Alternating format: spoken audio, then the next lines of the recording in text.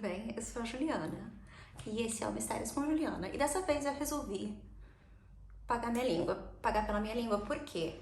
Eu gosto sempre de reclamar do Goodreads Choice Awards, do prêmio do Goodreads, porque pra mim isso é o quê? É um jogo de popularidade, porque o livro mais popular sempre vai ganhar a questão de votos, porque teve mais reviews, a pessoa gostou, vai lá e vai votar pra ele. É por isso que durante todo o ano que o Stephen King tá na lista, ele vai ganhar em qualquer categoria que ele tiver. Mas eu resolvi, tá, ler o top 5 desse ano passado. Só que aí quando eu fui ver o top 5, eu vi que eu tinha lido o top 6 também. Então eu vou fazer um compiladinho aí e vou falar um pouco das minhas opiniões, tá? Eu vou começar falando sobre Bright Young Women, que é da Jessica Knoll, que pra mim foi a maior surpresa do final do ano passado. Eu amei e eu acho que devia estar mais pra cima aí dessa lista, porque sexto lugar é muito absurdo. Eu acho que não foram muitas pessoas que leram. Nesse livro a gente acompanha uma protagonista, a gente na verdade quase que 3 protagonistas. A principal é uma aluna de uma faculdade na Flórida, nos anos 70. É baseada na história dos crimes do Ted Bundy, do serial killer, só que a gente nunca menciona o nome dele. Então, a protagonista, que é a Pamela, ela viu ele saindo da casa, né, depois que ele matou 2 garotas da irmandade dela. E a gente acompanha ela tanto no passado quanto ela no presente, que ela é uma advogada famosa e tudo mais, e ela tá voltando pra Flórida. A gente não só acompanha ela, como acompanha uma mulher que a gente sabe que foi vítima do Ted Bundy em alguma outra situação, a gente só descobre como no final, e uma mulher que conhecia essa vítima. E essa mulher que conhecia essa vítima vai atrás da Pamela e ajuda ela quando tudo acontece. A gente acompanha meio que essas 3 personagens por aí. A Pamela, a gente acompanha ela em 2 linhas do tempo diferentes. Ela na época em que aconteceu o crime e ela nos dias de hoje, em que ela tá voltando pra Flórida e a gente não sabe muito bem o porquê. Né? Eu geralmente não gosto de livro que tenha dois tempos diferentes, porque eu acho que você sempre vai gostar mais de uma das histórias e quando você tá na outra você fica, tá, ok, quero voltar pra aquela de lá. Mas isso não acontece com ele, porque é escrito de uma forma tão linda, tão bonita. Ele é baseado, na verdade, né, nos crimes do Ted Bundy, e especificamente em assassinatos que ele cometeu em uma irmandade numa faculdade na Flórida. Então a gente vê a Pamela, ela é a única pessoa que viu ele saindo da casa. Então, ela que vai testemunhar contra ele. Então, a gente acompanha tudo como era naquela época. Eu não lembro se é nos 70, 80, eu posso estar... final de 70, início de 80, algo assim. Mas a gente vê muito bem como o machismo acontece em volta das vítimas, das vítimas ali. Como eles estão tentando mostrar, porque ele era um pobre jovem brilhante, como o juiz diz pra ele, que na verdade esse é o nome do livro, né? O nome do livro é meio que invertendo isso para as mulheres, para essas vítimas, as jovens mulheres brilhantes, que a gente nunca sabe a vida que elas poderiam ter vivido, né? O que elas poderiam ter feito pro mundo, porque esse imbecil, que é tido como herói por muitas pessoas, inclusive, mas que nunca teve que forjar documento para poder entrar na faculdade, e mesmo assim ele não conseguiu se manter na faculdade, porque ele era imbecil, como isso foi tirado, né, delas. Então a gente acompanha a Pamela, ela conhecendo essa mulher que tem uma ligação com a outra vítima, e a gente vê até o que aconteceu com essa outra mulher. Eu achei o livro brilhante. Eu nunca tinha lido nada da Jessica Knoll. Eu quero ler tudo que ela escreveu agora, porque eu achei tão incrível, tão bonito. E daí, quando eu acabei o livro, eu fui procurar e ela, de fato, falou com uma mulher que testemunhou contra o Ted Bundy. Então, é meio que bem baseado. Não é a vida dela, de fato, mas assim, ela acompanhou muito as vítimas que sobreviveram e tudo mais. Eu acho que ela fez um trabalho muito bonito, muito interessante, que vale a pena ser lida. Então, eu recomendo pra todo mundo que leiam esse livro. O segundo que eu li, esse eu li agora, realmente, foi o Vera Wong's Unsolicited Advice, que eu achei genial. Esse livro estava na minha lista, estava no meu radar, assim, há algum tempo, porque eu tinha ouvido várias pessoas falando sobre ele. Mas aí a gente acompanha a Vera Wong, que é uma senhora chinesa que mora em São Francisco, em Chinatown. Ela tem uma casa de chá. E, abrir um parênteses aqui desnecessário, eu odeio São Francisco, eu acho que é um dos piores lugares do mundo, mas eu gosto de Chinatown. Eu achei engraçado que eu conseguia muito visualizar aquela parte, assim, da história. Mas, bom, a Vera Wong, ela é uma senhora de 60 e poucos anos que tem essa casa de chá dela, que essa casa de chá que tá meio assim caindo aos pedaços, só tem um cliente que aparece todo dia, mas ela se preocupa com ele porque é um senhor idoso que tem uma mulher que é muito doente, então ela ajuda ele e tudo mais. O filho dela não quer nunca dar muita atenção pra mãe, então ela fica meio que assim procurando o que fazer. E nesse do procurando o que fazer, ela tem uma rotina muito exata do dia dela. Ela acorda às 5 da manhã, vai pra uma caminhada, faz isso, faz aquilo e abre a loja. Só que um certo dia, ela desce às 5 horas da manhã para ir pra caminhada dela e tem um homem morto no chão. Não só um homem morto no chão, como um homem morto no chão segurando o pendrive na mão. Uma pessoa normal ligaria para a polícia, mas Vera Wong, ela pensa, a polícia não vai resolver isso. Eu sou melhor que eles, eu vou conseguir resolver. Então ela pega o pendrive, esconde, ela analisa a cena toda e daí ela liga pra polícia. E aí a polícia chega, eles não dão muita atenção, ela acha que eles não estão fazendo o trabalho decente, como ela faria. E ela pensa assim, as próximas pessoas que entrarem aqui vão ser os meus suspeitos, porque um criminoso vai voltar ao local de seu crime. Então aparecem algumas pessoas e ela se mete na vida dessas pessoas e transforma a vida delas de certas formas, entendeu? Porque ela é uma senhorinha que ela acha que sabe melhor, mais do que todo mundo. E como ela é uma pessoa muito imponente, essas pessoas deixam ela entrar na vida delas. Então, todo mundo meio que se transforma por causa disso. E ela resolve um crime. Então, eu amei. Pra mim foi uma grata surpresa. Eu vou dizer que eu não acertei quem era a pessoa que matou o homem. Eu fiquei, na verdade, surpresa. Eu falei, nossa, que bom. Porque tinham várias pessoas que eu não queria que fossem, sabe, os assassinos, assim. Porque você vai se apegando àqueles personagens de uma forma muito legal. Então, eu gostei bastante. Esse foi o quinto, então. O quarto, eu comecei a ler ontem de noite, já tem 25%, eu vi no meu Kindle, que é The Only One Left, de Riley Sager. Riley Sager e eu não temos um histórico muito bom. Começou quando eu li Final Girls, o primeiro livro dele, e aí eu descobri que ele não se chama Riley Sager, ele se chama Todd alguma coisa, e ele era um daqueles homens que na época, logo depois de A Garota Exemplar, quando vieram saindo vários livros com a garota, a mulher na janela, a garota do trem, isso sei lá o que, ele quis fazer sucesso escrevendo isso, só que ele percebeu, se eu botar um nome ambíguo, que não sabe se é homem ou mulher, eu posso vender mais. Então ele escolheu esse pseudônimo Riley Sager. Então eu tinha meio que uma birra com ele, até porque eu achei aquele livro horrível. Eu também li aquele Lock Every Door? Aquele de uma menina que vai trabalhar num prédio rico em Nova York, tomando conta de uma casa e tudo mais, que tem um final ridículo. Mas eu tô gostando muito desse livro por enquanto. O que pra mim é bizarro, porque eu esperava o pior de tudo, né? Afinal de contas, eu não gosto dos livros de Riley Sager. Mas eu tô gostando bastante. Então, o que é esse livro? Esse livro se passa em 83. A gente tá acompanhando a Kit. Eu acho que esse é o nome dela. Ela é uma cuidadora de idosos, que no caso, nos últimos 6 meses passou sem trabalho, porque ela foi acusada de matar a última paciente dela. Então, mas como eles não conseguem de fato provar isso ou não, ela é liberada para voltar a trabalhar.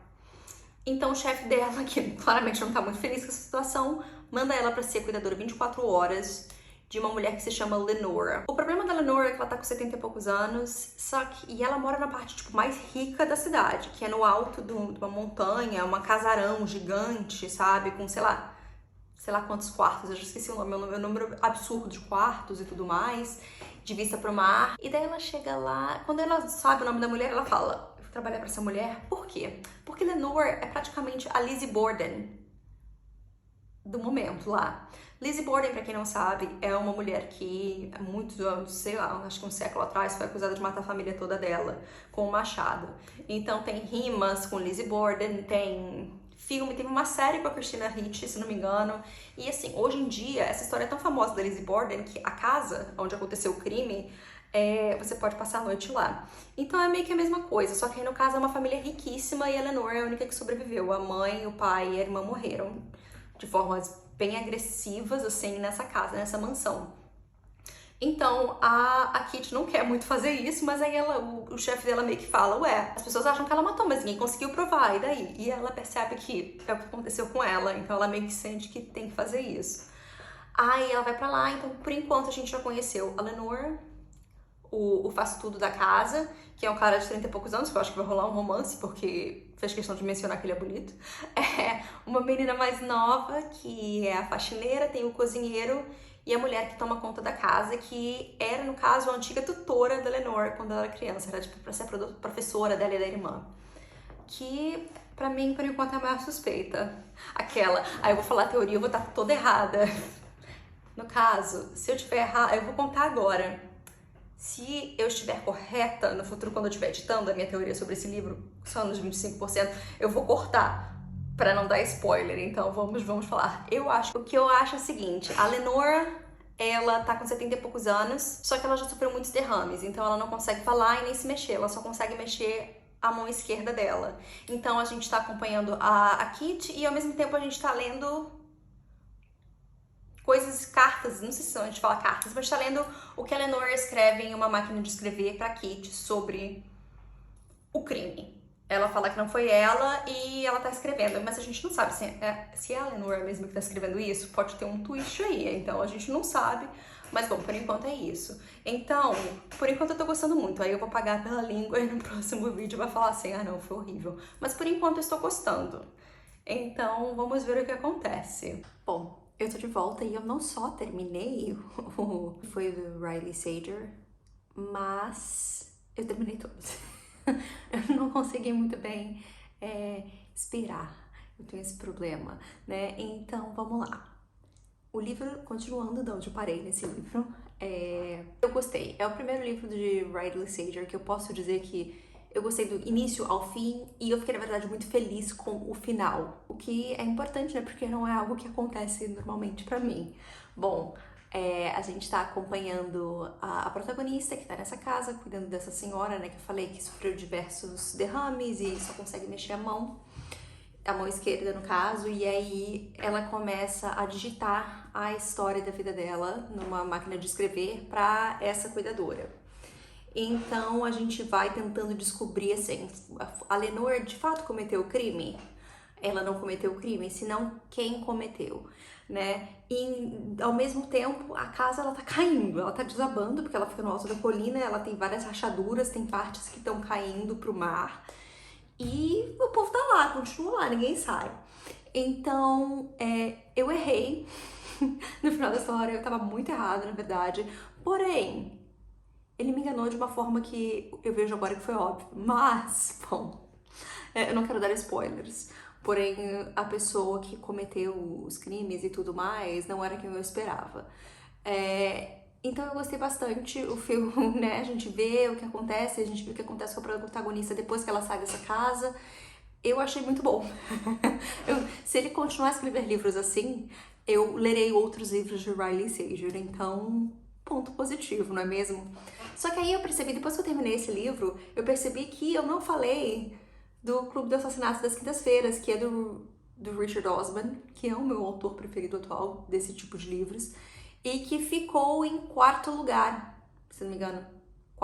Foi o quarto lugar dessa lista. Eu vou colocar a lista aqui em algum lugar pra eu não esquecer. Bom, esse é um pouco mais complicado de dizer, né, de falar sobre, porque é o quarto livro em uma série. E foi o meu livro preferido do ano passado, diga-se de passagem, então eu obviamente sou bem parcial a ele, inclusive no final eu vou fazer o meu ranking comparado ao que o povo do Goodreads votou, e obviamente ele estará em primeiro lugar. Já dou spoiler logo. Só que, como eu posso descrever o livro, eu já falei aqui dele, inclusive em outros vídeos, né, desse canal, é muito difícil porque a gente continua... Bom, o resumo básico a gente continua acompanhando os 4 idosos que moram nesse asilo, que já resolveram 3 crimes, né, no mínimo, até agora, mas aí uma pessoa que eles conhecem, que um deles era próxima, é assassinada, e daí eles vão tentar descobrir. O que acontece com esse quarto livro a gente já tá muito apegado emocionalmente aos personagens, então... E, novamente, se passa em um asilo, são pessoas mais velhas. Então a gente vai vendo a vida chegando pra todos eles e o que tá acontecendo. Então esse é o livro mais triste da série. Então, eu não sei, gente, olha só, a Intrínseca daqui a pouco vai trazer, e daí depois que sair eu falo, a gente pode fazer um vídeo só debatendo os spoilers desse livro, que tal? Bom, então esse foi o 5º, e o livro do Riley Sager acabou em terceiro... Não, esse ficou em 4º e o livro do Riley Sager acabou ficando em 3º lugar. E depois veio o livro de Lisa Jewell, que é o None of This Is True. Esse foi o primeiro livro da Lisa Jewell que eu li, pelo menos que eu me lembre. Vamos fazer primeiro a sinopse básica do livro, tá? Tem duas mulheres que se conhecem no aniversário delas porque elas vão comemorar no mesmo lugar, num restaurante em Londres. Elas nasceram no mesmo dia, no mesmo hospital, no mesmo ano. E o que eu acho engraçado, elas falam como se fosse uma coisa super anormal, sabe? Uau! Mas eu, no caso, estudei com uma menina que nasceu no mesmo dia, no mesmo hospital que eu, e nós éramos as únicas duas meninas da maternidade. Então eu não acho isso nada de especial pra mim, isso acontece todo dia, afinal de contas. Ninguém é especial de falar, meu Deus, mas ninguém mais nasceu no meu aniversário. Mas bom, tudo bem.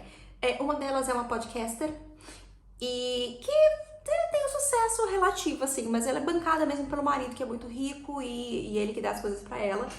E a gente acompanha também a outra pessoa, que é uma mulher que é uma classe média mais baixa, mora com um marido que é bem mais velho que ela, e ela tem uma vida meio... Ela parece uma pessoa meio triste, aquela pessoa que, tipo, todo mundo vai olhar na rua e vai rir, porque ela sempre usa alguma coisa de jeans, a cortina da casa dela é feita de jeans, e daí ela fala assim, ela acorda um dia, ela fica meio que obcecada depois que ela conhece essa mulher no restaurante, e daí ela começa a ouvir os podcasts dela, e ela fala... Eu quero contar minha história pra ela, eu quero ser o assunto do podcast dela.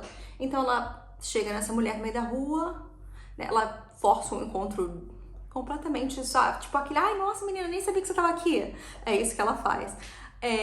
E daí ela esbarra naquela na rua e fala, por que você não faz um podcast sobre uma pessoa que vai mudar de vida, que está prestes a mudar de vida?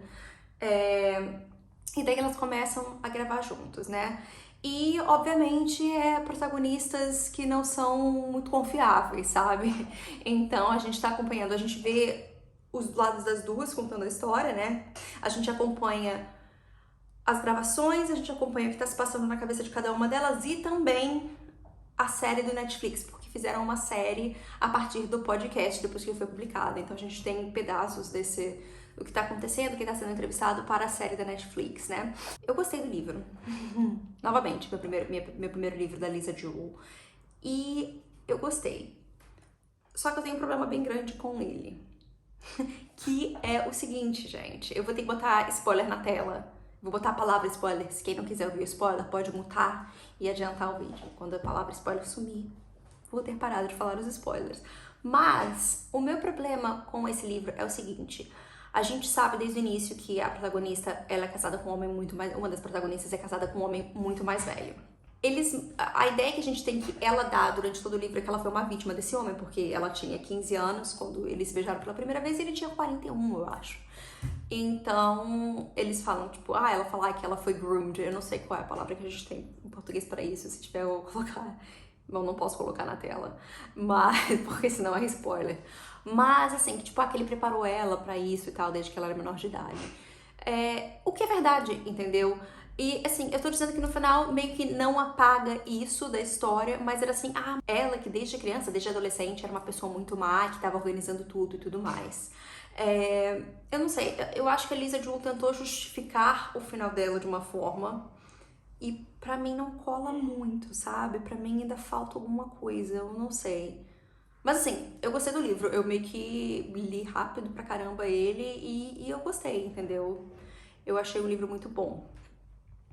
Então foi isso, eu vou ler mais Lisa Jewell, tá aí, fica aí. Não sou muito assim, não sou a maior fã de thrillers, mas eu prefiro mais esses mistérios, mais assim, mas eu gostei bastante. Então o último foi... Finalmente, Freida McFadden. O que dizer de Freida McFadden? Esse livro, assim como o Clube do Assassinato, ele não é o primeiro livro da série, então no caso ele é o segundo. Mas eu cheguei à conclusão do seguinte, se o Goodreads está aceitando livros que já estão mais pra frente numa série, eu não iria me dar o trabalho de ler os outros, a não ser que seja uma série que de fato eu acompanhe. E eu não tava muito afim de ler o primeiro. Então o que eu fiz foi o seguinte, eu li o primeiro, um resumo na internet, então eu sei tudo o que aconteceu. Também acho que se eu não tivesse lido isso, eu não teria perdido muita coisa, pra ser bem sincera. Porque pra mim fez todo sentido. Mas, bom, eu li resumo. Eu tô ligada no que aconteceu o primeiro empregado, tá? No Segredos da Empregada, a gente acompanha a Millie algum tempo depois daquele caso. Ela tá fazendo faculdade, ela saiu da prisão, ela tá fazendo faculdade, ela tem um namorado que ela não gosta muito, mas ela esconde o passado dela pra ele, e ela trabalha pra uma mulher, ela é demitida dessa casa, e daí um multimilionário da internet contrata ela pra limpar a casa dele. E daí, tipo, ela acha que ele tá abusando da mulher dele, né? A história é essa. E daí ela resolve ajudar ela. Vamos lá. Esse eu vou falar com spoiler porque eu acho que todo mundo que tá aqui já leu esse livro, entendeu? Esse é um livro extremamente popular, só ver a quantidade de reviews que eles têm que esse livro tem na Goodreads é ridícula.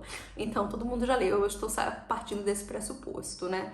Pra mim era óbvio desde o início que a mulher milionária estava armando pra Millie, que ela queria se livrar do marido, eu não sabia o porquê, mas que era isso. Eu não sabia que ela botou um outro cara no lugar pra fingir que a Millie matou e depois eles mataram o marido verdadeiro. Isso é viajada total. Mas eu não gostei muito da escrita da Freida McFadden, eu achei bem meh, sabe? Eu acho que tudo acontece muito rápido e sem explicação, só pra acontecer na história, sabe? Você não precisa pensar. É um livro que não faz você pensar em momento algum. E o final é ridiculamente Deus Ex Machina, que é aquela solução que aparece no final para resolver os problemas de todo mundo e tudo acabar bem, sabe? Que a mulher do outro homem apareceu e matou todo mundo, então a Millie não é culpada de nada, pobre coitada da Millie. Eu achei isso bem ridículo, na verdade, eu não gostei. Não lerei outros livros dessa série. Eu tô falando isso, mas aí no final do ano vai chegar o próximo Goodreads Awards e eu vou acabar lendo, né? Porque com certeza vai ser um dos mais votados. Mas assim, para minha própria diversão, eu não lerei Freida McFadden. Eu sei que eu estou com isso despertando a ira da internet, mas fazer o quê? Eu não gostei. Opinião, né, gente? Opinião é isso. Mas assim, eu gostei bastante dessa experiência. Bom, eu vou colocar aqui na tela de novo, então, o top 6, como foi votado, né, pro Goodreads. E eu vou agora fazer o meu. Bom, eu não tinha pensado nisso até agora, então vamos lá. Em último lugar, obviamente, pra mim, está O Segredo da Empregada. Em quinto lugar... Assim, o único que eu não gostei, tá, é esse, gente. Todos os outros agora eu gostei e eu posso dizer feliz. Então, vamos lá. Eu vou botar a Lisa Ju porque eu tive um pequeno porém com o livro. Em quarto lugar...